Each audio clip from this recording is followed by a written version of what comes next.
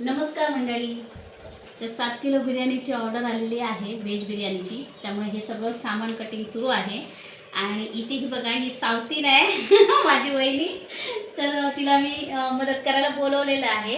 आणि अजून एक आहे वहिनी, ती येते आहे. तर तिचं परवीन नाव आहे. तर आता ही बिर्याणी कशा प्रकारे आम्ही भाज्या वगैरे कट करतो हे सगळं या व्हिडिओमध्ये बघायला मिळेल. तर सगळ्यांनी हा व्हिडिओ शेवटपर्यंत बघा. मंडळी, बऱ्यापैकी आम्ही बघा लसूण पण साफ झाली आहे, भाज्या कापून झालेल्या आहेत, कांदा पण बघा ट्राय केला आहे. आणि ही बघा परवीन आलेली आहे. आणि हा माझा भाचा गोड एकदम बघा हसतोय. नक्की हे बघा, आमची मजा गंमत करत आम्ही मस्तपैकी बिर्याणीची तयारी आमची सुरू आहे. मी कांदे चिरते.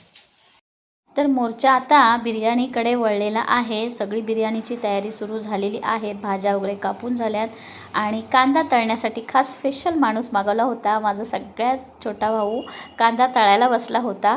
आणि ही एक गंमत असते सगळ्यांसोबत काम करण्याची. आणि कामही आपलं झटपट होतं, बोलता बोलता काम सहज होऊन जातं.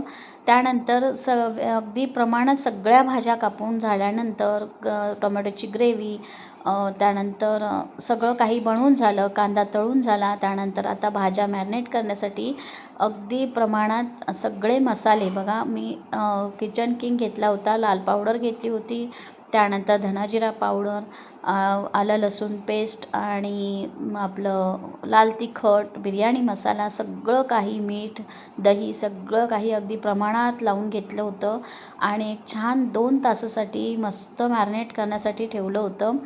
आणि आपला रेग्युलर सुहानाचा मसाला तर खूप छान येतो, छान चव येते मसाल्याची. आणि अगदी मसाले तुमचे प्रमाणात असतील तर बिर्याणीलाही खूप सुंदर चव येते आणि खरंच छान लागते.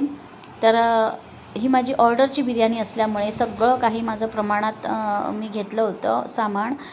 7 किलोची बिर्याणी असल्यामुळे. आणि ही अशी झटपट तयारी सुरू होती. कामाला माणसं असतील तर अजून सहज सोपं काम होऊन जातं. आता ह्या भाज्या मी मेल्ट करायला हे बघा छान फोडणी करण्यासाठी ठेवून दिल्यात. आणि सगळ्यात शेवटी शिजून झाल्यानंतर पनीर घातले. त्यानंतर आता सगळी प्रोसिजर झालेली आहे. बिर्याणीचे थर लावायला घेतलेत आणि कोशिंबीरही झालेली आहे. आणि ऑर्डर माझी पूर्ण झाली आहे वेळेच्या आधी.